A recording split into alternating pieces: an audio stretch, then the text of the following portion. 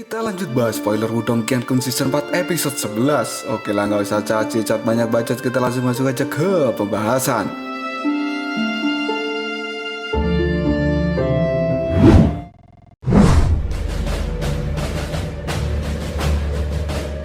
Tengsa yang tidak bisa menghentikan Lindong masuk ke dalam celah angin hitam misterius pun kali ini menjadi marah. Dan dia menyuruh para anggota klan boneka bayangan untuk masuk dan menangkap Lindong bagaimanapun caranya. Namun para anggota tidak ada yang berani, karena dengan kekuatan mereka pada saat ini, mereka bisa tercabik-cabik. Tengsa yang tidak mau tahu pun membunuh anggota yang berbicara, karena Tengsa tetap mau anggotanya mengejar Lindong ke dalam celah angin hitam misterius. Jika tidak, maka Tengsa akan membunuh mereka semua.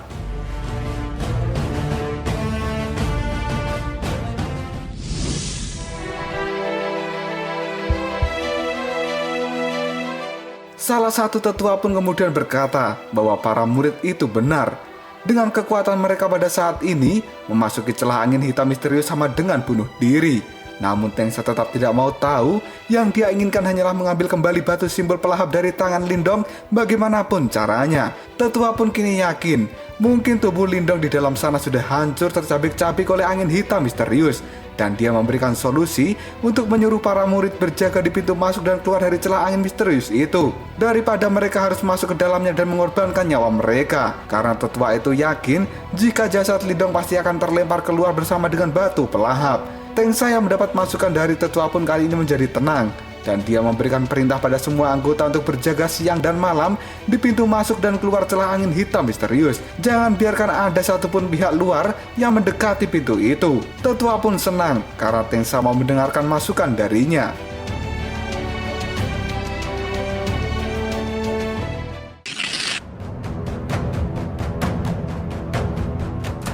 Cerita pun kemudian berpindah ke dalam celah angin hitam misterius. Di sana Lindong dan juga Xiaoyan terus menerobos dengan perlindungan maksimal.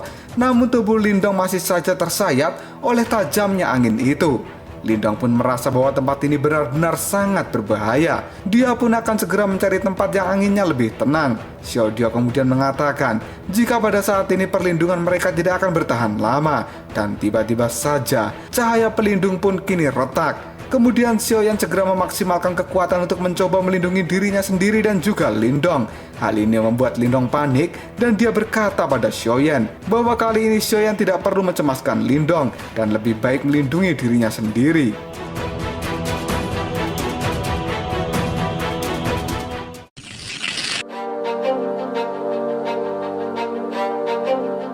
Kini Lindong menyuruh Xiaoyan untuk segera mencari tempat istirahat. Namun tiba-tiba saja aura angin dari bawah kali ini meluncur ke arah Lindong dengan kecepatan penuh.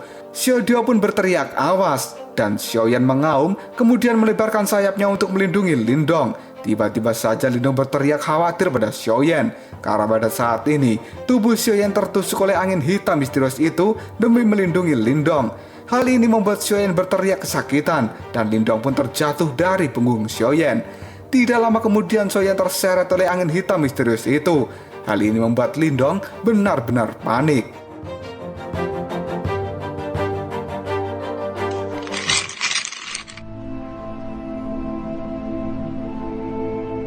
Lindong yang terjatuh dari punggung Xiaoyan kali ini masuk ke dalam kumpulan angin hitam. Hal ini membuat Xiaodio panik dan Lindong pun berteriak kesakitan. Karena pada saat ini dirinya mulai kehilangan kesadaran. Lindong pun berpikir apakah dia akan mati di tempat ini. Xiaodio kemudian berteriak agar Lindong bertahan karena dia saat ini akan mencoba menyelamatkannya.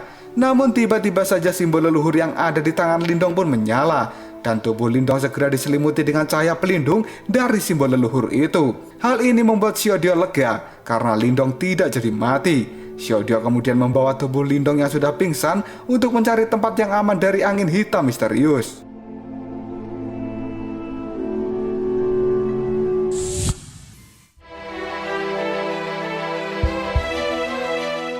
Xiaodio pun kemudian menemukan sebuah gua, dan tidak lama kemudian Lindong sadar dari pingsannya. Dia kemudian bertanya, di mana ini? Apakah kita sudah aman? Xiaodio pun menjawabnya, untuk sekarang kita aman.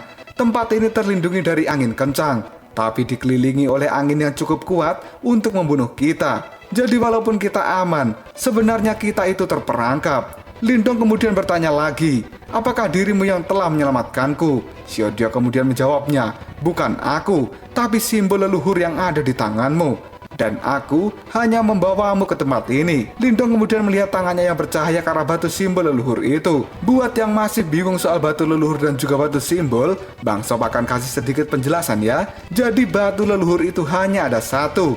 Sedangkan batu simbol itu ada 8 jenis yang masing-masing dimiliki oleh guru simbol yang merupakan para murid dari leluhur simbol. Batu leluhur itu adalah batu terkuat yang diciptakan oleh leluhur simbol. Batu leluhur ibaratnya adalah batu pemimpin dari semua batu simbol. Batu leluhur itu adalah batu yang dibawa oleh Xiaodiao pada waktu dia dikejar oleh para penjahat, sehingga Xiaodiao meledakkan diri dan menyegel jiwanya ke dalam batu leluhur. Kemudian secara tidak sengaja ditemukan oleh Lindong dan masuk ke dalam tangan Lindong. Kemudian batu simbol pelahap. Batu itu pemiliknya adalah guru pelahap. Dia kalah ketika bertarung melawan para Raja Yimo. Dan guru pelahap pun mengorbankan jiwanya untuk melindungi 7 guru yang lain agar mereka tidak mati. Guru pelahap adalah murid terkuat nomor 2 dari leluhur simbol. Dia selalu kalah ketika melakukan sparring dengan guru es. Dan beberapa ribu tahun kemudian, batu simbol pelahap pun dicuri oleh Tengsa, yang pada akhirnya saat ini didapatkan oleh Lindong. Selanjutnya adalah batu simbol api. Pemilik sebenarnya adalah guru api, namun dia saat ini tertidur di dalam lautan yang nanti akan ditemukan oleh Lindong. Sedangkan batu simbol api sendiri saat ini berada di tangan seorang pemimpin negara api bernama Moluo. Nanti Lindong bakal bertemu dengan Moluo itu. Tapi untuk sampai di cerita itu, jalan ceritanya masih jauh. Dan selanjutnya ada batu simbol kegelapan. Pemiliknya adalah guru kegelapan. Dia pada saat ini berada di suatu tempat dan sedang menjaga salah satu Raja Yimo yang tersegel supaya tidak kabur.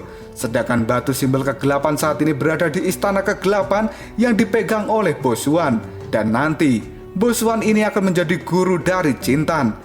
Dan pada akhirnya, Cintan pun menjadi ratu kegelapan dan dia menjadi pemilik batu simbol kegelapan. Hal ini terjadi ketika Bosuan mati karena dia gagal naik level kultivasinya. Selanjutnya ada batu simbol kekacauan. Pemiliknya adalah guru kekacauan. Dia pada saat ini tertidur di sebuah menara yang nanti Lindong juga akan bertemu dengannya. Sedangkan batu simbol kekacauan menghilang di padang pasir, yang nantinya batu itu akan ditemukan dan dimiliki oleh Xiaoyan ketika Xiaoyan menjadi komandan perang untuk klan harimau surgawi. Untuk sampai di cerita ini, jalan ceritanya juga masih jauh.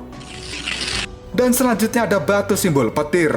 Pemiliknya adalah guru petir, namun dia pada saat ini tertidur di suatu tempat. Sedangkan batunya tersegel di istana milik Raja Petir. Dan nanti, batu simbol petir itu akan menjadi milik Lindong setelah dia meyakinkan Moluo bahwa Lindong mampu menguasai batu simbol petir setelah dia bisa menahan 3 serangan terkuat milik Moluo si Raja Api. Dan untuk sampai di cerita ini, jalan ceritanya juga masih jauh.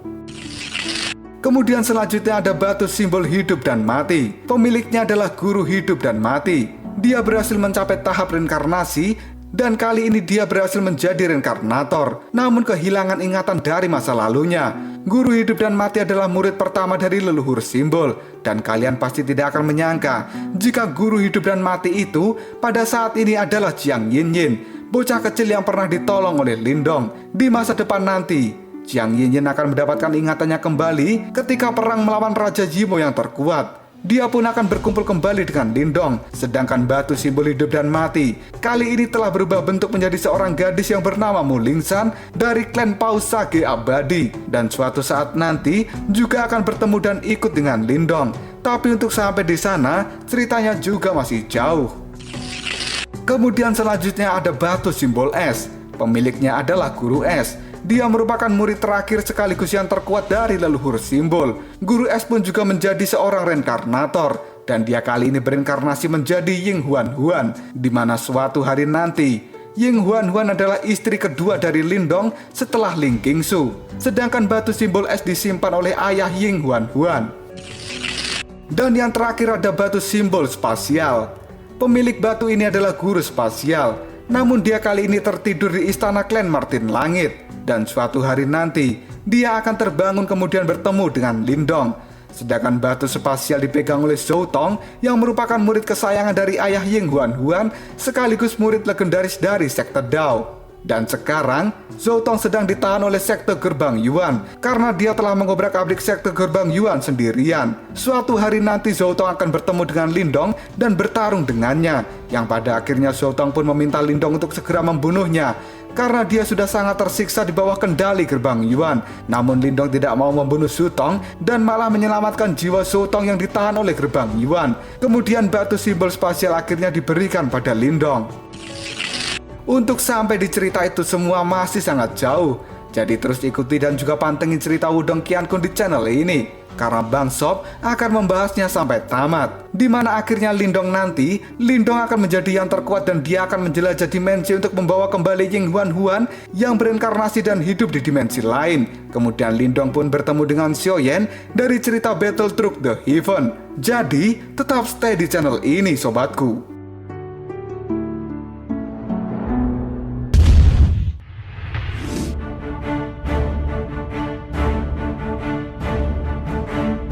Oke, kita lanjut ke cerita. Pada saat ini Lindong teringat dengan Xiaoyan yang telah tertusuk dan terlempar oleh angin hitam misterius. Dia pun panik kemudian mengajak Xiaodio mencari Xiaoyan saat ini. Namun Xiaodio mengatakan bahwa kini mereka benar-benar tidak bisa kabur dari tempat ini.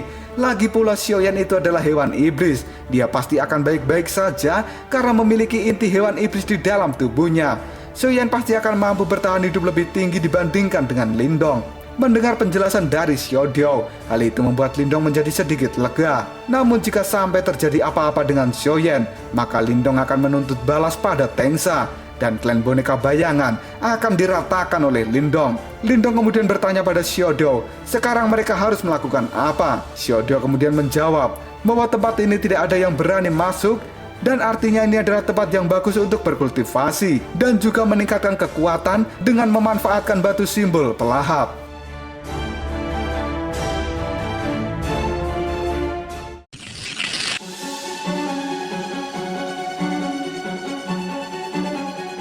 Lindong pun dengan cepat mengeluarkan batu simbol pelahap itu. Dan apa yang dikatakan Xiaodio itu adalah benar. Lindong harus bisa meningkatkan kekuatannya dengan cepat. Dengan bantuan batu simbol pelahap, maka kultivasi Lindong akan berkali-kali lebih cepat dari biasanya. Dan bukan hal mustahil lagi bagi Lindong akan bisa menerobos angin hitam misterius tanpa bantuan batu leluhur.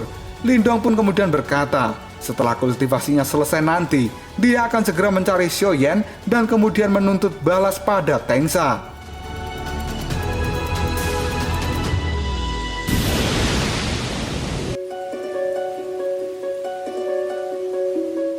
Sebelum Lindong menggunakan batu simbol pelahap, dia diperingatkan oleh Xiaodio jika ingin bisa menguasai batu simbol pelahap itu, maka Lindong harus lulus dalam ujian dan mendapatkan pengakuan dari roh di dalamnya. Lindong harus memfokuskan pikiran ke batu simbol pelahap dan perlahan kesadarannya pun akan dibawa masuk ke dalam batu itu. Setelah itu, Xiaodio tidak tahu apa yang akan terjadi di sana karena dia hanya tahu dasarnya saja untuk bisa menguasai dan menggunakan batu simbol pelahap itu. Xiaodio kemudian berpesan agar Lindong berhati-hati karena Xiaodio pernah melihat ada seorang kultivator yang ingin menguasai batu simbol api. Namun dia gagal dan tubuhnya malah terbakar oleh batu simbol api itu. Jika Lindong sembrono, maka dia juga akan berakhir yang sama. Lindong pun kali ini sudah mantap untuk bisa menjadi pemilik baru dari batu simbol pelahap. Dan dia akan segera memulai ujian sebagai pemilik batu simbol pelahap itu.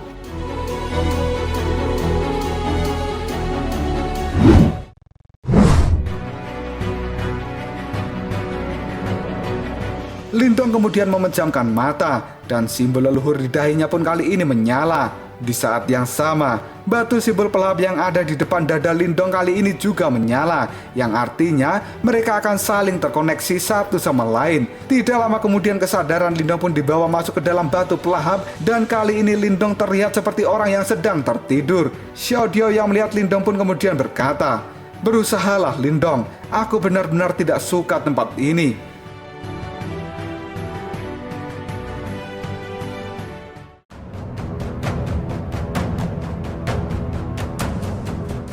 Lalu apakah yang akan terjadi selanjutnya? Apakah Lindong berhasil lulus dari ujian batu simbol pelahap dan menjadi pemilik yang baru dari batu itu?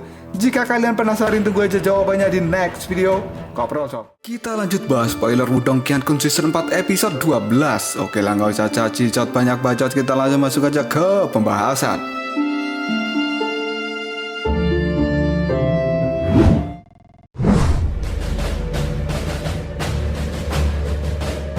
Kesadaran Lindong pada saat ini telah berada di dalam dimensi batu pelahap. Dia pun merasa pusing di kepalanya karena yang Lindong lihat di dalam dimensi ini hanyalah kegelapan yang tidak berujung. Tidak lama kemudian Lindong melihat Pak Tua Heimo alias sang guru pelahap. Pak Tua Heimo pun tersenyum ke arah Lindong dan sambil berkata, "Akhirnya kau sampai juga. Aku sudah menunggumu." Lindong kemudian berterima kasih atas pertolongan dari Pak Tua Heimo sebelumnya. Dan Pak Tua Heimo pun berkata bahwa dia akan mencari pewaris yang sesuai. Apakah Lindong lulus dalam ujian ini atau tidak, semuanya tergantung takdir dan kemampuan Lindong sendiri. Karena sebagai pewaris simbol, maka dia juga akan mengemban tugas sebagai pemilik simbol, di mana tugasnya adalah melawan para iblis yang disebut dengan Yimo.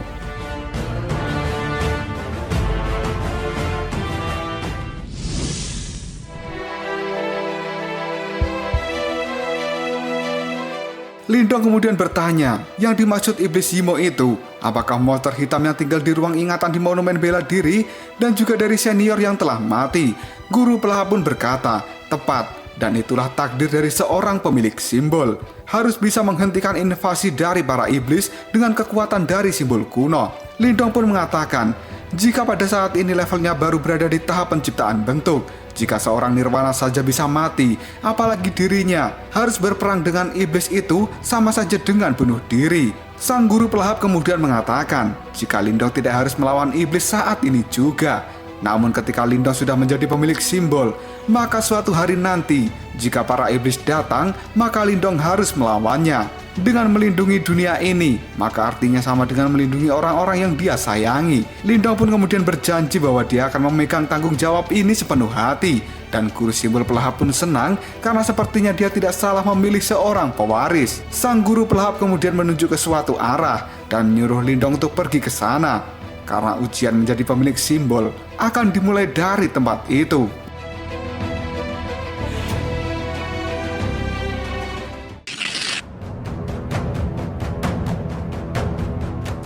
Seluruh ruangan ini gelap gulita. Jika Lindong ingin lulus ujian, maka dia harus menemukan satu-satunya jawaban di dalam kegelapan yang tiada akhir ini. Lindong pun nyengir dan dia bertanya, apakah tidak ada petunjuk satupun? Dan guru pelahap pun menjawabnya, tidak ada. Kalau ada, namanya bukan ujian lagi. Satu-satunya patokan yang bisa guru pelahap berikan adalah berbagai rintangan akan mencoba membuat Lindong menyerah. Jika Lindong tersesat dan dia kehilangan tujuannya, maka dia akan terperangkap di dalam kegelapan ini selamanya. Karena ujian ini sebenarnya adalah untuk melihat seberapa besar tekad dari Lindong. Dia harus menjadi orang yang kuat dan terus maju. Dengan penuh semangat, Lindong pun kemudian berkata, "Aku terima ujian ini."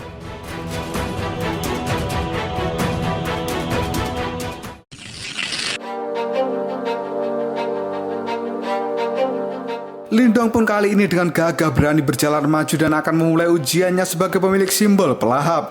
Dan guru pelahap memberikan nasihat, ilusi tidak lain hanyalah khayalan. Hatimu tahu jalan yang benar. Ingatlah tujuan awalmu dan pisahkan yang asli dengan yang palsu. Dan pada saat ini Lindong terus berjalan menyusuri kegelapan. Dia merasa seperti sudah berjalan selama beberapa hari. Namun Lindong pada saat ini tidak melihat dan menemukan apapun.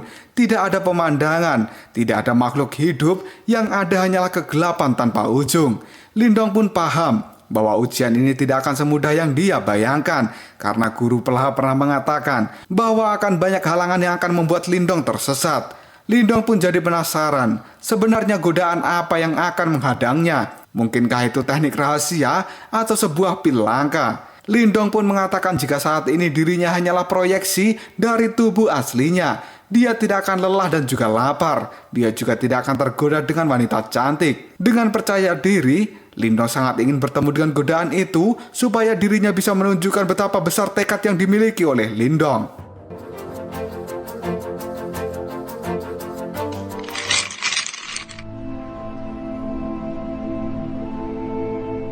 Lindong pun terus menyusuri kegelapan, namun sama sekali tidak ada yang dia temui. Rasa jenuh pun akhirnya hadir di dalam benak Lindong. Dia merasa sudah berjalan selama berbulan-bulan, namun masih tidak ada apapun. Tidak ada hawa panas atau dingin, tidak ada bau, tidak ada air, angin, dan juga udara. Seolah-olah semuanya telah menghilang.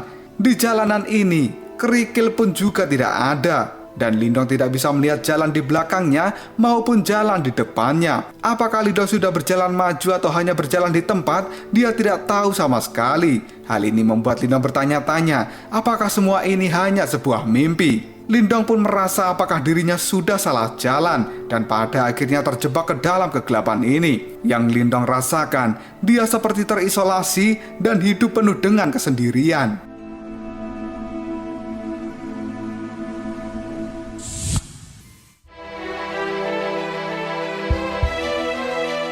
Tiba-tiba saja Lindong tertawa dan teringat sesuatu. Dengan cepat dia pun menampar pipinya berkali-kali. Dan kini Lindong berteriak sambil berlari. Dia pun berkata dengan dirinya sendiri, "Lindong, sejak kapan kau jadi selemah ini? Kalau memang itu yang terjadi, akan kulatih semua teknik yang kupunya di dalam pikiranku sambil melewati jalan ini. Kalau masih belum ada yang berubah, maka akan kuhitung langkahku." Dan Lindong pun benar-benar mulai menghitung langkahnya. Dia pun terus berlari sambil berhitung hingga pada akhirnya Lindong menghentikan langkah larinya ketika hitungan tepat berada di angka 302.557. Namun dia tidak tinggal diam. Lindong pun masih terus berjalan sambil berhitung. Ketika pada hitungan 2.321.458, Lindong pun berhenti melangkah. Dia istirahat sejenak karena nafasnya sudah terengah-engah. Tidak lama kemudian Lindong melanjutkan jalannya secara perlahan sambil terus berhitung. Dan dia berhenti di langkah ke 53.731.061.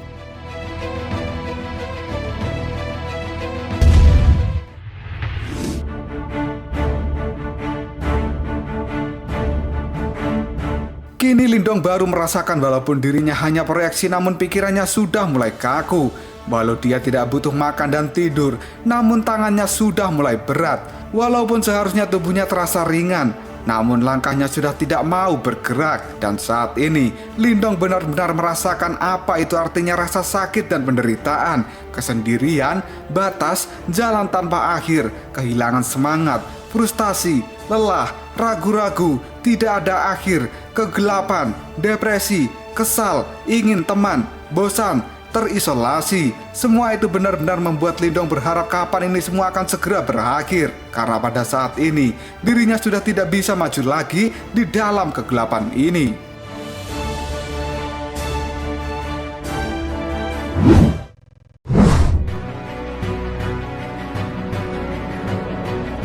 Lindong pun pada saat ini sudah benar-benar tidak tahan lagi. Namun tiba-tiba saja dia merasakan ada cahaya terang di belakangnya. Cahaya itu kemudian mulai bersuara, "Lindong, kau sudah banyak menderita. Kalau menurut kakek, kau tidak perlu memaksakan diri. Dong-er, kembalilah. Ibu tidak tahan melihatmu begitu. Kakak, kau sudah berjanji pada Cintan kalau kau akan kembali secepat mungkin. Dasar pembohong." Lindong pun tahu jika suara-suara tadi mirip dengan suara ayah, ibu, kakek, dan Cintan. Sambil menangis Lindong pun melirik ke belakang dan dia menjawab, Aku benar-benar merindukan kalian semua."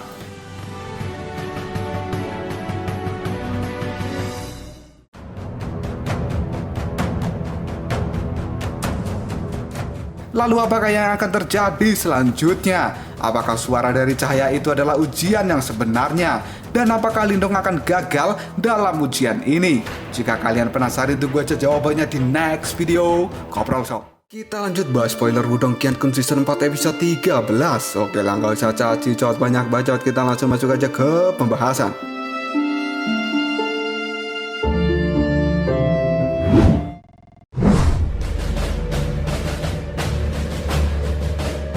Lindong yang mendengar suara dari cahaya di belakangnya pun kali ini membayangkan kakek, ayah, ibu, dan juga Cintan. Karena pada saat ini Lindong benar-benar merindukan mereka semua dan ingin bertemu. Namun tiba-tiba saja Lindong tersadar bahwa ini semua hanyalah sebuah ilusi. Karena dia teringat pesan dari guru pelahap bahwa Lindong harus ingat tujuan awalnya dan abaikan semua ilusi ini, kemudian fokus pada kenyataan. Lindong pun merasa bahwa dirinya benar-benar bodoh, sampai-sampai dia hampir saja tertipu oleh ilusi itu. Semua ini terjadi karena Lindong sudah kelelahan dan frustasi, makanya dia merasa bahwa dirinya sudah mulai kehilangan kewarasan di tempat ini.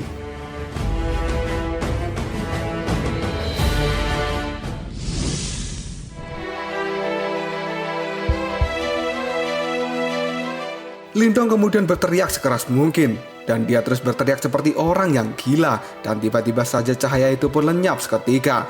Lindong pun sontak terpana karena teriakannya benar-benar mampu mengusir ilusi yang hampir saja menjebak dirinya. Setelah Lindong mendapatkan kewarasannya kembali, dia pun ingat dengan tujuan di tempat ini, dan Lindong melanjutkan perjalanannya. Dia harus terus maju, walaupun harus melangkah 1 juta atau bahkan 100 juta kali, Lindong akan tetap maju. Sampai dirinya mendapatkan pengakuan dari simbol pelahap kuno itu. Karena kesendirian yang dirasakan Lindong pada saat ini sebenarnya adalah halangan yang harus dia lewati. Lindong pun merasa bahwa jalannya masih sangat panjang, namun tiba-tiba saja dia melihat sebuah bola kecil berwarna ungu mengambang di depan sana. Lindong pun bertanya, apa itu?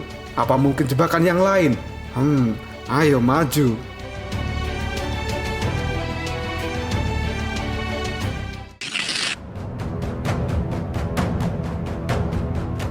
Ternyata bola kecil berwarna ungu itu adalah portal menuju dimensi lain. Ketika Lindong mendekatinya, dia pun tersedot dan dibawa ke tempat lain, di mana tempat itu mirip dengan luar angkasa. Namun ada jalan setapak di depan Lindong berdiri pada saat ini. Sontak Lindong pun berteriak, dimensinya berubah.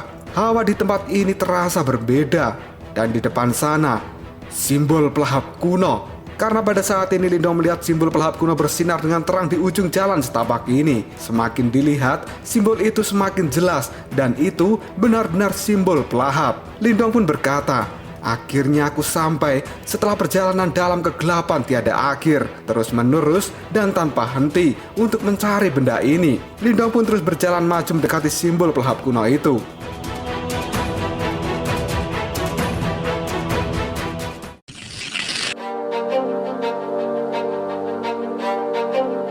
Dirinya pun terlihat sangat senang karena pada akhirnya bisa menemukan simbol pelahap. Namun ketika Lindong akan menyentuhnya, simbol itu malah menjauh dan Lindong mendekatinya kembali. Kemudian simbol itu pun mengeluarkan cahaya yang sangat terang. Tiba-tiba saja, cahaya dari simbol pelahap kali ini berubah menjadi sosok dengan rambut yang panjang.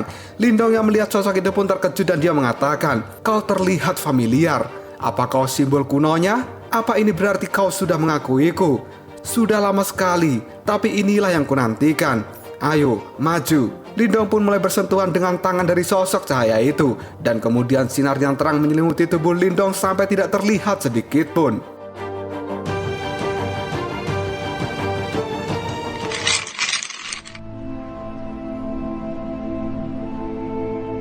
Cerita kemudian berpindah ke lembah hitam misterius di mana tubuh asli Lindong saat ini berada. Penampilan Lindong pun kali ini sudah berubah. Rambutnya telah menjadi gondrong. Dan Xiaodo yang terus berada di samping Lindong pun mengatakan, Lindong, kau sudah bertapa selama lebih dari setengah tahun. Kau berhasil atau belum? Menjagamu benar-benar membosankan. Jangan-jangan dia tidak bisa menahan godaan dan terjebak di dalam sana. Wah, sekarang aku terjebak di tempat ini bersamamu selamanya. Ketika Xiaodio mulai putus asa, tiba-tiba saja batu simbol pelahap kali ini bercahaya. Xiaodio pun kaget dan dia berkata, sepertinya simbol pelahap kuno itu tiba-tiba aktif. Sialan, tidak ada tempat berlindung di tempat ini. Aku bisa dimakan oleh simbol itu. Lindong bodoh, apa kau masih tidak mau bangun juga? Kalau begini, aku akan mati bersamamu. Ketika tubuh Xiaodio mulai tersedot oleh batu simbol pelahap, tiba-tiba saja keluarlah sebuah kaki yang langsung mengenai wajah dari Xiaodio. Dia pun berteriak, tendangan yang mantap, aku selamat. Dan ternyata yang menendang itu adalah jiwa dari Lindong. Dia pun keluar dari dalam dimensi batu pelahap sambil nyengir dan berkata, siapa yang kau bilang bodoh? Dasar tikus jelek.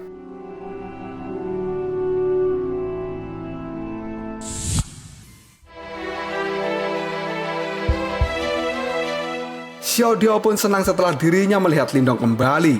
Dia segera menghampiri Lindong sambil mengatakan bahwa Lindong bocah nakal karena sudah membuat Xiaodio menunggu lebih dari setengah tahun. Dan bahkan Xiaodio hampir mati kebosanan. Lindong pun pada saat ini kaget karena ternyata proyeksi dirinya ini hanya berada di dalam dimensi batu pelahap setengah tahun saja. Karena Lindong mengira bahwa dia sudah bertahun-tahun di dalam sana. Xiaodio kemudian menjawabnya, Jika Lindong menjadi proyeksi, maka waktu di dalam dimensi itu berbeda dengan waktu di dunia nyata. Xiaodio kemudian bertanya, apakah Lindong telah berhasil mendapatkan pengakuan dari simbol pelahap?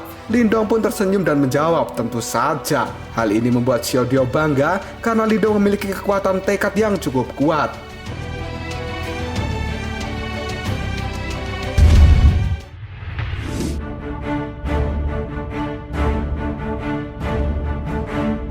Jiwa Lindong itu kemudian mengambil batu simbol pelahap. Setelah itu batunya pun masuk ke dalam tangan Lindong.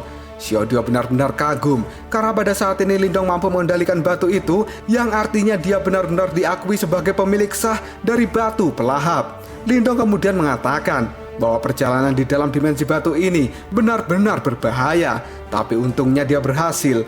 Semua itu tidak luput dari arahan guru pelahap, dan kini jiwa Lindong akan segera kembali ke tubuhnya.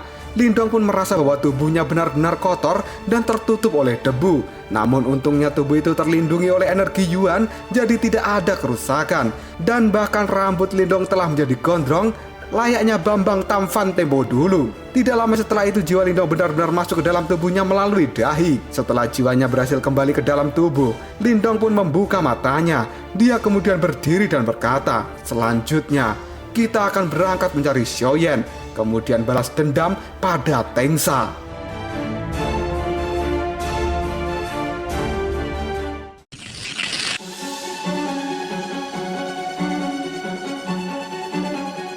Kondisi di luar goa tempat Lindong dan Xiaodio bersembunyi, angin hitam misteriusnya berputar-putar secara brutal. Dan Xiaodio pun berkata, karena kau sudah menyerap simbol kuno, berarti kita sudah bisa keluar dari tempat ini sekarang. Iya kan? Namun Lindong malah menjawabnya, belum. Masih ada yang ingin kulakukan di tempat ini. Walaupun angin di sini sangat mematikan, namun kekuatannya luar biasa. Kalau aku bisa menggunakannya, maka aku akan mendapatkan banyak energi Yuan di sini. Lindong kemudian mengeluarkan batu simbol pelahap dan dia akan menggunakan batu pelahap kuno itu untuk mengubah angin hitam misterius menjadi sebuah energi. Karena Lindong merasa bahwa kekuatannya saat ini masih belum sebanding dengan Tengsa, maka dia harus menjadi lebih kuat di tempat ini dengan bantuan batu simbol pelahap.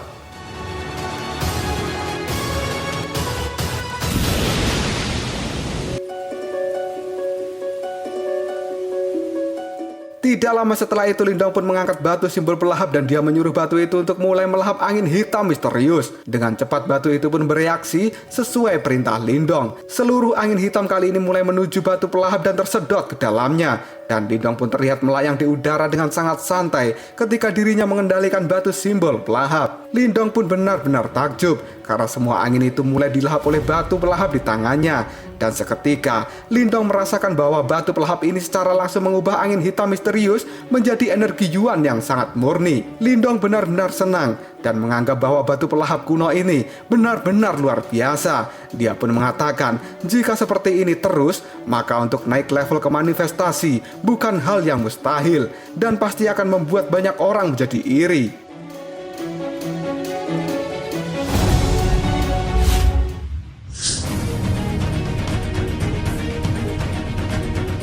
Namun di saat Lindong sedang asik menyerap angin hitam misterius, tiba-tiba terlihat mata merah menyala yang sedang mengawasi. Tidak lama kemudian keluarlah laba-laba raksasa yang langsung menuju pada Lindong. Hal ini sontak membuat Lindong kaget dan dia berteriak, "Wah, apa ini? Kenapa ada makhluk seperti ini di lembah hitam misterius?" Ketika laba-laba itu hendak menyerang Lindong, tiba-tiba saja Xiaodio muncul dengan jurus penghalang ilusi langit yang langsung menghadang laba-laba raksasa itu. Xiaodio pun berkata agar Lindong fokus meningkatkan kekuatannya saat ini dan urusan monster laba-laba akan menjadi tanggung jawab dari Xiaodio. Semua itu dilakukan Xiaodio bukan tanpa alasan, karena sebenarnya dia sudah sangat kelaparan dan ingin makan jiwa dari monster laba-laba raksasa. Karena selama setengah tahun ini Xiaodio belum makan apa-apa sama sekali dan dia sangat ingin memakan jiwa monster laba-laba itu. Si laba-laba pun pada akhirnya ketakutan dan memilih untuk kabur. Namun Xiaodio mengejarnya dan tidak akan pernah melepaskan laba-laba itu.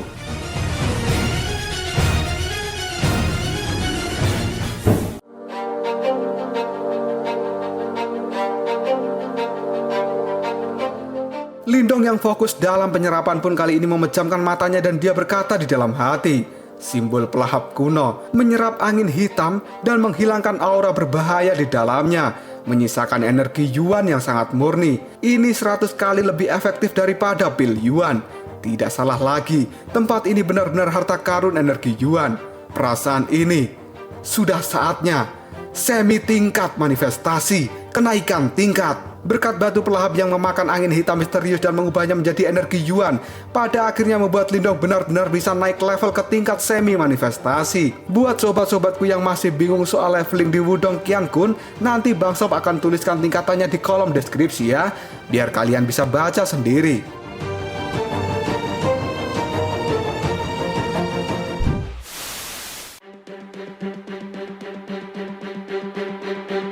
Penyerapan angin hitam misterius menggunakan batu simbol pelahap ini benar-benar rezeki nomplok untuk Lindong. Karena tidak hanya level energi Yuannya saja yang naik, bahkan energi mental atau spiritual Lindong pun juga naik ke tingkat level lanjutan. Dia pun benar-benar takjub dengan batu pelahap ini. Xiaodio pun juga memberikan pujian karena batu pelahap itu memang terlalu hebat. Lindong yang belum puas pun merasa jika dirinya lebih baik langsung naik saja ke level manifestasi.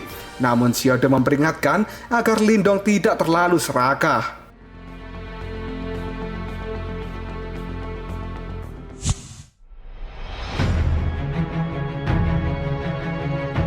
Xiaodio kemudian bertanya apakah Lindong masih akan berada di dalam sini. Lindong pun menjawabnya tidak, karena dirinya saat ini khawatir dengan Xiaoyan dan akan mencarinya secepat mungkin. Sambil memotong rambutnya yang panjang menggunakan energi Yuan, Lindong pun berkata, "Sudah cukup lama, kurasa para musuh sudah tidak sabar ingin bertemu dengan kita. Dengan kekuatanku yang sekarang, melawan mereka semua sekaligus bukanlah masalah. Tengsa klan boneka bayangan, dulu kalian berhasil menyudutkanku. Hari ini Lindong akan menghancurkan klan kalian." Setelah berkata seperti itu, Lindong dan Xiaodio melesat dengan cepat untuk segera menemukan Xiaoyan.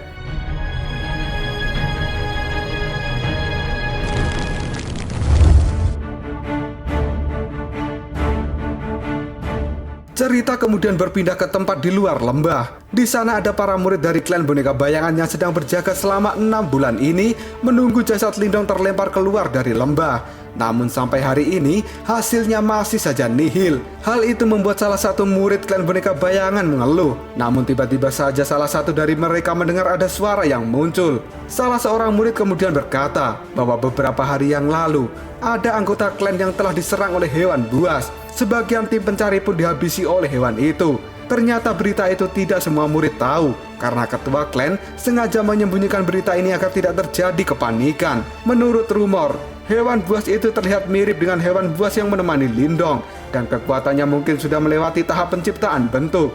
Hewan buas itu muncul seolah-olah sedang membalas dendam untuk Lindong, dan hanya para tetua dan ketua klan yang bisa menghadapinya. Murid yang baru saja mendengar berita itu pun seketika menjadi panik dan mereka ketakutan.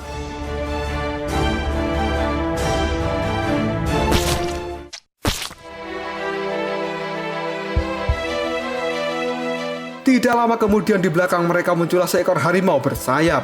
Setelah mereka menoleh, ternyata harimau itu memang Xiaoyan. Matanya pun merah menyala dan wajahnya penuh dengan kemarahan. Sontak hal ini membuat mereka berteriak ketakutan. Xiaoyan kemudian mengaum dengan sangat keras dan mereka menyerang 3 murid dari klan boneka bayangan.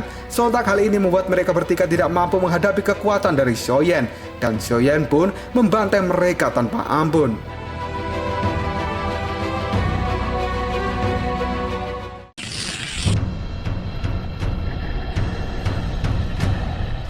Salah satu murid merasa bahwa dirinya akan segera mati saat ini karena Xiaoyan sudah menginjak kepalanya. Ketika Xiaoyan akan menggigit murid itu, dia pun segera mengurungkan niatnya karena Xiaoyan pada saat ini merasakan ada sesuatu yang datang. Dari belakang Xiaoyan pun terdengar sebuah suara. Ternyata si kucing kecil itu selamat. Xiaoyan pun menoleh dan saat ini di belakangnya sudah ada Tengsa, para tetua, dan beberapa murid klan boneka bayangan. Tengsa yang melihat Xiaoyan kemudian berkata, "Kau beruntung bisa keluar dari lembah hitam, tapi kau berani menyerang klan boneka bayangan. Hei, kemana larinya pemilikmu itu? Aku sudah mencarinya ke sana dan kemari. Sepertinya kau benar-benar membenci klan kami ya." Xiaoyan pun mengaum dengan keras, matanya menajam dan seolah-olah akan segera menerkam Tengsa. Salah satu tetua pun meminta izin untuk mengurus Xiaoyan, namun Tengsa mengatakan tidak perlu, karena dia sendiri yang akan mengurus harimau itu.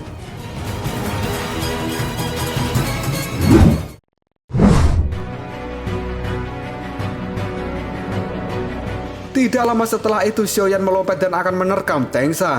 Namun Tengsa terlihat santai dan tidak ada niatan menghindar. Karena dirinya sudah dipermalukan oleh Lindong, maka hari ini Tengsa akan membalaskannya pada Xiaoyan. Dia pun dengan cepat mengeluarkan teknik neraka pengikat jiwa, di mana teknik itu berupa rantai biru yang tercipta dari kekuatan Yuan dan langsung mengikat tubuh Xiaoyan. Hal itu sontak membuat Xiaoyan mengaum kesakitan dan dia sama sekali tidak dapat bergerak. Seketika Xiaoyan pun tumbang tanpa adanya perlawanan. Tengsa kemudian berkata, "Dasar sampah," seperti pemiliknya. Makhluk ini belum mengerti betapa luasnya dunia. Ketua klan ini akan mengeksekusi harimau milikmu, Lindong. Kalau kau menolak menunjukkan dirimu, akan kuubah makhluk ini menjadi boneka jiwa.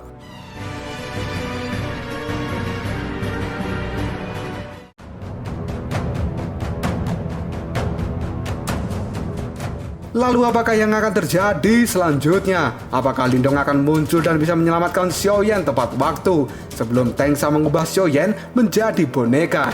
Jika kalian penasaran, tunggu aja jawabannya di next video. Koprol Shop. Kita lanjut bahas spoiler Wudong Qiangun Season 4 episode 14. Oke lah, nggak usah caci-cat banyak bacot, kita langsung masuk aja ke pembahasan.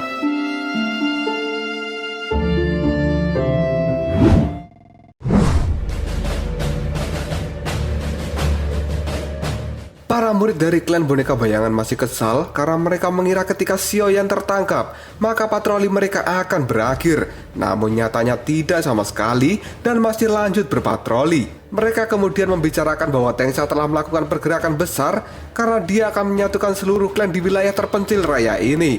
Dan dia akan menjadi pimpinannya. Kabarnya dalam penobatan itu, Tengsa sebagai pimpinan seluruh klan nanti akan mengorbankan Xiaoyan di depan banyak orang. Namun pada saat ini, Lindong secara diam-diam telah berada di belakang para murid yang sedang mengobrol, dan dia mendengar seluruh rencana Tengsa yang akan membunuh Xiaoyan. Lindong pun kemudian berkata, "Oh begitu, coba kau ceritakan pada aku." Para murid pun menoleh, kemudian mereka kaget ketika melihat Lindong dan berkata, "Kau Lindong, bagaimana kau bisa hidup?" Lindong pun menjawabnya, "Sebelum dendamku terbalas, aku tidak boleh mati." Para murid dari klan boneka itu pun ketakutan dan memilih untuk kabur saja dan melapor pada Tengsa. Namun dengan cepat Lindong memakai simbol pelahap dan membuat sebuah portal yang menjebak para murid itu. Lindong kemudian menangkap salah satu dari mereka dan menyuruhnya untuk mengatakan semua rencana dari klan boneka bayangan. Jika tidak, maka Lindong akan membuatnya tidak bisa membuka mulut lagi.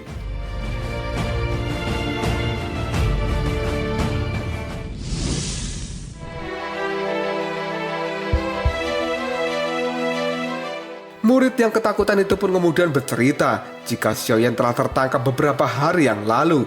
Dia akan dibunuh di depan banyak orang ketika penobatan Tengsa menjadi pimpinan seluruh klan wilayah terpencil raya. Hal itu akan dilakukan 3 hari dari sekarang di kota boneka bayangan. Setelah mendapatkan informasi itu, Lindong pun membuat si murid menjadi tidak berkutik lagi. Kemudian dia mengajak Xiaodiao untuk segera menuju kota boneka bayangan. Karena pada saat ini Lindong sudah sangat emosi dengan Tengsa. Siapapun yang menyakiti keluarganya, maka Lindong akan menghajarnya.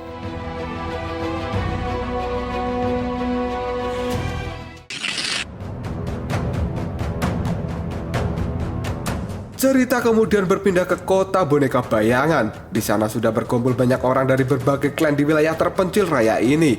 Tengsa pun pada saat ini berdiri di altar dan menyambut para pimpinan klan karena sudah mau datang memenuhi undangan dari Tengsa. Tiba-tiba saja Wusong, ketua aliansi bela diri yang merupakan 3 klan besar wilayah terpencil raya, mengatakan agar Tengsa tidak terlalu banyak basa-basi dan langsung saja menuju poin intinya. Kenapa dia mengundang seluruh klan di wilayah terpencil raya untuk datang ke tempat ini? Mulai dari klan Iblis Agung yang masih saudara dengan Mu Qianqian pun setuju dengan perkataan dari Wusong. Dan kini Tengsa yang mendengar ucapan mereka berdua pun akan segera mengatakan tujuan aslinya.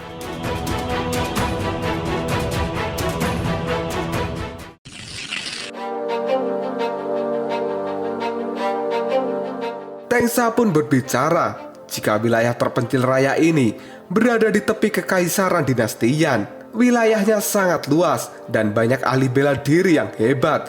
Namun beberapa abad terakhir ini, suara dari mereka tidak pernah didengar oleh kekaisaran dinasti Yan, yang pada akhirnya tempat ini menjadi tanah tanpa hukum. Jika dibandingkan dengan 4 klan besar, maka perbedaannya bagaikan langit dan bumi. Menurut Tengsa, jika diukur dari kekuatan, maka wilayah terpencil raya tidak kalah dari 4 klan besar. Dan kini Tengsa mengajak mereka semua untuk menantang 4 klan besar. Wusong kemudian bertanya, "Apa maksudmu?" Tengsa pun mengatakan jika dia ingin semua klan di wilayah terpencil raya ini berdamai dan bersatu, menyatukan semua ahli dalam satu pasukan untuk menciptakan klan yang baru, agar mereka bisa menandingi 4 klan besar di kekaisaran. Wusong kemudian berkata, "Omong kosong," dan mulai menyuruhnya untuk tenang dulu. Dia kemudian bertanya pada Tengsa bahwa ide itu cukup bagus, namun siapa yang akan menjadi pimpinan klan ini?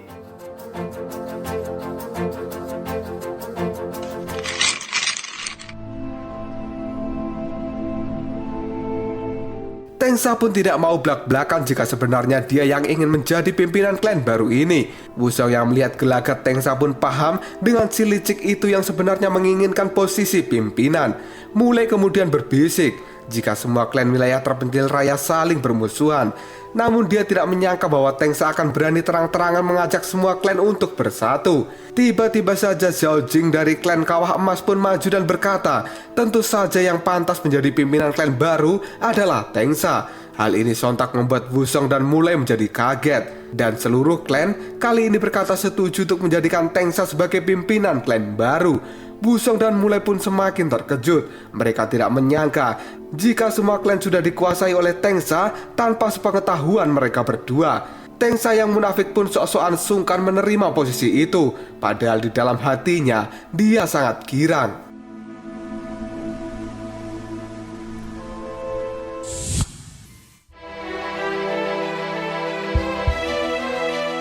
Tiba-tiba saja Wusong berteriak jika dirinya sudah muak dengan penampilan Tengsa. Karena menurut Wusong, kekuatan Tengsa pada saat ini tidak akan bisa mengalahkan dirinya dan juga Mulai. Karena kekuatan Tengsa masih berada di tahap awal manifestasi. Gabungan kekuatan dari Wusong dan Mulai akan dengan mudah menumbangkan Tengsa. Namun tiba-tiba saja Tengsa tersenyum licik dan dia mengatakan jika sebenarnya dia sudah mencapai tahap akhir manifestasi. Dia pun segera menunjukkan aura itu. Hal ini membuat Wusong dan Mulai tidak percaya karena Tengsa memang benar-benar di tahap akhir manifestasi. Kekuatan dia sendiri akan mampu mengalahkan kombinasi Wusong dan juga Mulai sendirian.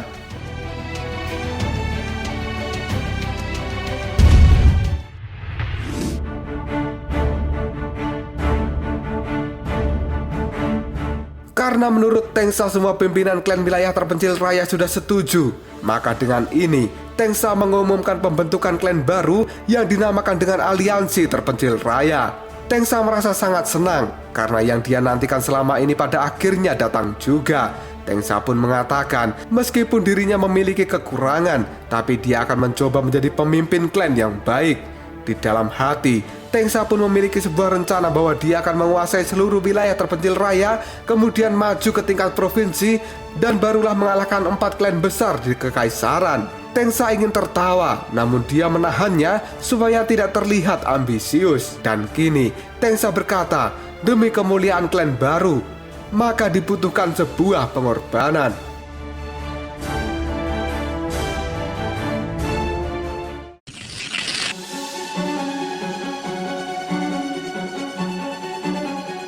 Tidak lama kemudian Xiaoyan yang dalam keadaan terikat pun dibawa naik ke altar. Tengsa kemudian berkata, jika harimau ini adalah teman Lindong, dia dan Lindong telah banyak menyebabkan masalah di wilayah terpencil raya ini.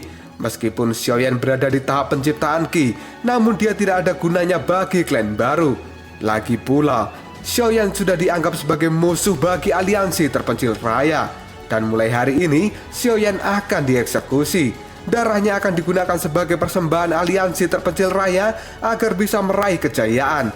Wusong dan Mulai pun berbisik jika sebenarnya pengorbanan ini adalah untuk memberikan peringatan kepada semuanya bahwa siapapun yang berani menentang Tengsa, maka dia akan dibunuh. Tidak lama kemudian Tengsa mengeluarkan energi Yuan dari tangannya dan dia segera mengarahkan pada tubuh Xiaoyan yang sudah tidak mampu bergerak. Dengan cepat energi itu melesat dan tiba-tiba saja cahaya biru terang milik Tengsa tidak mampu mengenai tubuh Xiaoyan karena menabrak sebuah penghalang yang tidak terlihat. Hal ini membuat Tengsa kaget. Dia kemudian berpikir, siapa yang berani melawannya?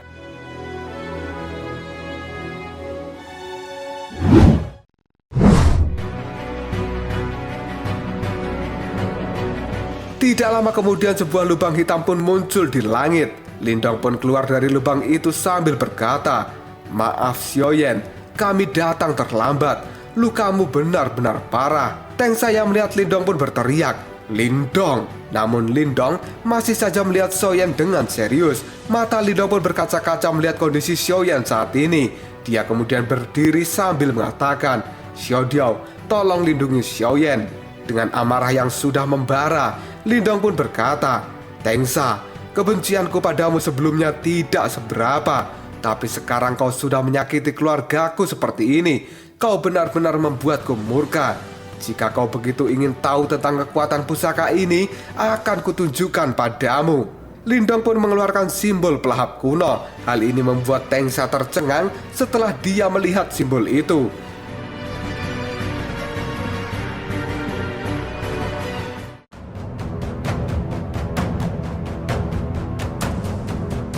Lalu apakah yang akan terjadi selanjutnya? Apakah Lindong akan mampu mengalahkan Tengsa? Jika kalian penasaran, tunggu aja jawabannya di next video. Koprol Sob. Kita lanjut bahas spoiler Wudong Qiankun Season 4 episode 15. Oke lah, nggak usah caci-cot banyak baca, kita langsung masuk aja ke pembahasan.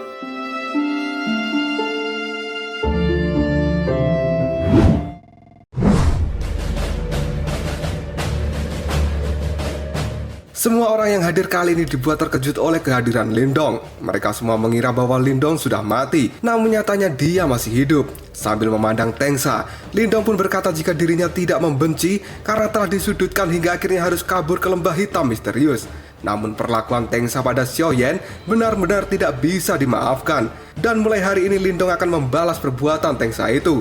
Sambil mengeluarkan batu simbol pelahap, Lindong pun berteriak jika Tengsa sangat ingin dengan batu simbol pelahap itu, maka hari ini juga Lindong akan menunjukkan kekuatan batu simbol pelahap itu pada Tengsa.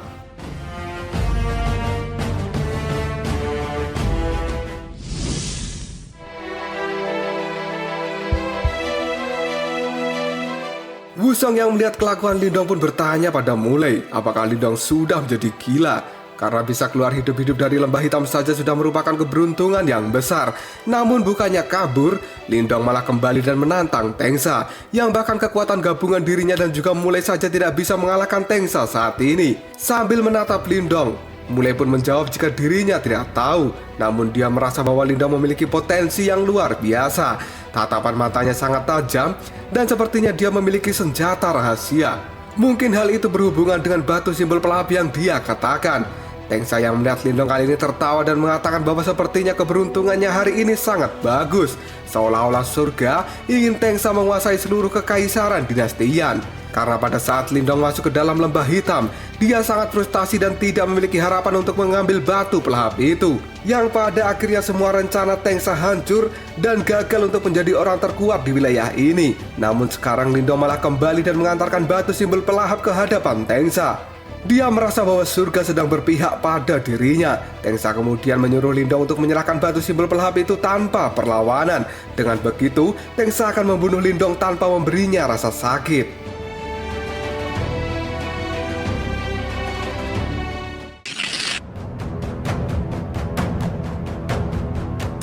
Namun Lindong tidak takut dengan gertakan dari Tengsa. Dia malah berkata apa tidak ada hal lain selain hayalan dan juga keserakahan di dalam otak busuk Tengsa itu. Tengsa pun jengkel dengan Lindong dan akan mengubahnya menjadi boneka, supaya dia menjadi contoh untuk yang lainnya agar tidak berani melawan Tengsa. Dengan cepat Tengsa pun mengeluarkan rantai neraka pengikat jiwa. Dan kini cahaya biru pun muncul di belakang Lindong, kemudian keluarlah rantai dari dalamnya. Lindong pun melirik kemudian mengeluarkan jurus 9 bayangan pelindung. Rantai milik Tengsa itu sama sekali tidak mampu mengikat tubuh Lindong dan hanya menembusnya saja. Wusong dan Mulai yang melihat hal itu pun menjadi kaget karena Lindong mampu mengelak dari rantai milik Tengsa.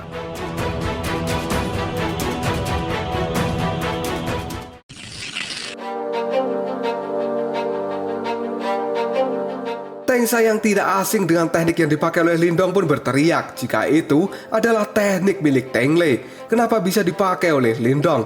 Lindong pun menjawabnya bahwa teknik sebagus ini lebih baik menjadi miliknya saja. Kemudian Lindong menanyakan kabar tentang Teng Lei, apakah dia masih hidup. Tengsa pun benar-benar marah pada Lindong dan kali ini dirinya akan menunjukkan kekuatan yang sebenarnya. Tidak lama kemudian sebuah batu raksasa muncul di atas Lindong. Teknik itu diberi nama Gunung Energi Yuan yang kali ini akan digunakan Tengsa untuk menghajar Lindong. Apakah dia bisa lari dari teknik ini? Lindong tidak takut sama sekali dan malah berkata jika itu hanyalah teknik kelas rendahan. Namun tiba-tiba saja dari belakang Lindong muncul seberkas cahaya dan suara yang memanggil namanya. Yang ternyata itu adalah serangan yang dilemparkan oleh Teng Lei. Dengan cepat Lindong menghindari serangan itu. Teng Lei yang sudah menaruh dendam pada Lindong pun berkata bahwa hari ini sudah sangat dia nantikan. Dengan gabungan kekuatannya dengan sang ayah, Teng Lei akan berniat mengalahkan Lindong. Tiba-tiba saja Tengsa berteriak menyuruh Teng Lei untuk segera menghindar.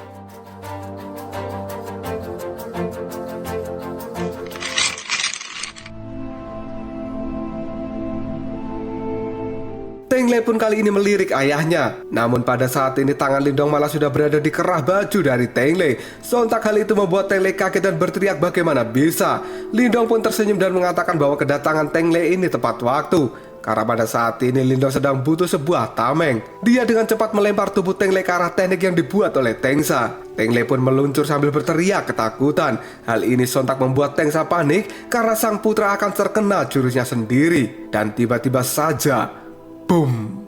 Sebuah ledakan besar berwarna biru terjadi di langit. Semua orang yang melihat hal itu merasakan bahwa kekuatan itu sangat luar biasa. Setelah ledakan menghilang, sesosok orang sedang melayang di udara. Yang ternyata itu adalah Tengsa yang menyelamatkan putranya yang sudah tidak memakai baju karena sobek terbentur teknik Gunung Yuan milik Tengsa.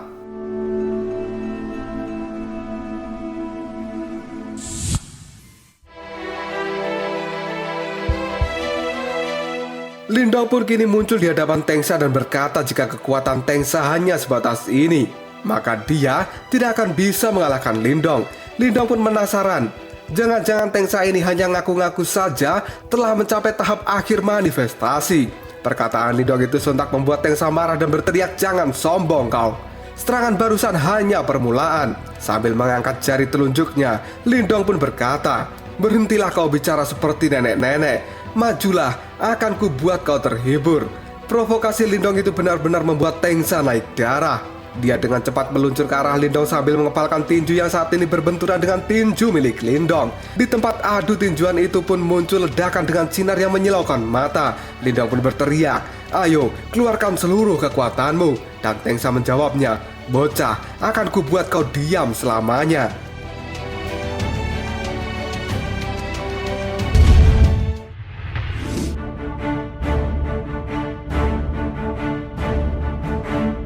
Pertarungan sengit antara Lindong dan juga Tengsa pun terjadi cukup lama di udara. Mereka saling serang satu sama lain. Semua orang yang melihat pertarungan itu tidak percaya bahwa Lindong mampu mengimbangi Tengsa saat ini.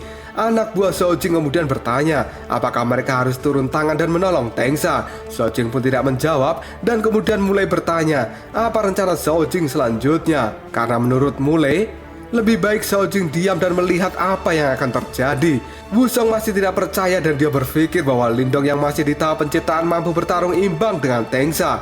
Menurut Mulai, ini adalah sesuatu yang bagus. Selama Lindong bisa menahan Tengsa, maka hal baik juga akan datang pada mereka berdua. Tapi menurut Mulai, yang jelas potensi Lindong itu benar-benar tidak terbatas. Tengsa yang jengkel karena tidak mampu mengalahkan Lindong pun pada akhirnya mengeluarkan panah tengkorak yang langsung meluncur dengan cepat ke arah Lindong. Bukannya menghindar, Lindong malah tersenyum dan menggunakan batu simbol pelahap untuk menelan semua panah tengkorak yang mengarah pada dirinya. Hal ini membuat Tengsa kaget karena panahnya lenyap begitu saja. Dia pun menjadi agak ketakutan dengan kekuatan batu simbol pelahap itu.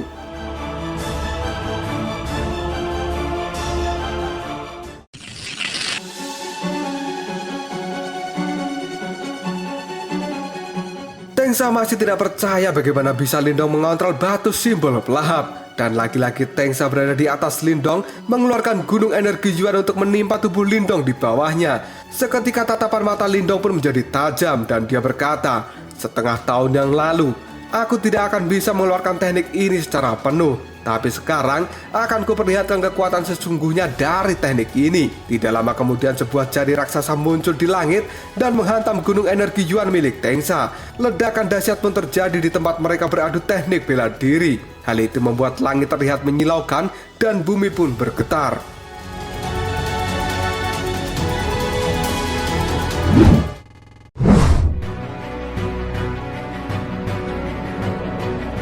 Wusong dan juga Mulai pun kagum dengan Lindong karena bisa menahan langsung serangan dari Tengsa. Mereka berdua merasa bahwa kekuatan Lindong sama dengan Tengsa.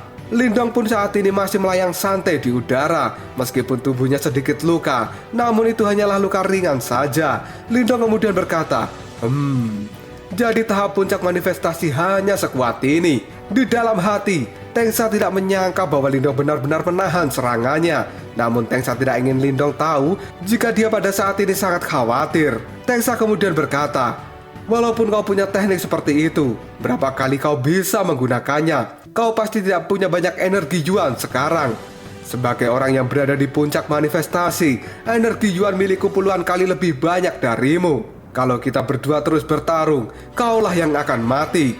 Lindong pun dengan santai menjawabnya, "Oh, menurutmu begitu ya?" Dengan cepat Lindong menunjukkan kembali kekuatan batu simbol pelahap. Dia dengan cepat menelan seluruh energi di tempat ini. Dan Lindong dengan penuh semangat berkata, "Dengan batu simbol pelahap, semua energi Yuan yang ada di dunia ini adalah milikku. Majulah, kita lihat siapa yang akan kehabisan energi Yuan lebih dahulu."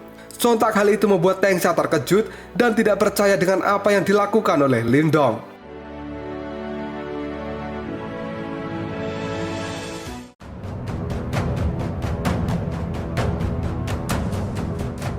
Lalu apakah yang akan terjadi selanjutnya? Bisakah Tengsa menumbangkan Lindong yang sudah menguasai batu simbol pelahap, kemudian merebut batu itu dari tangan Lindong?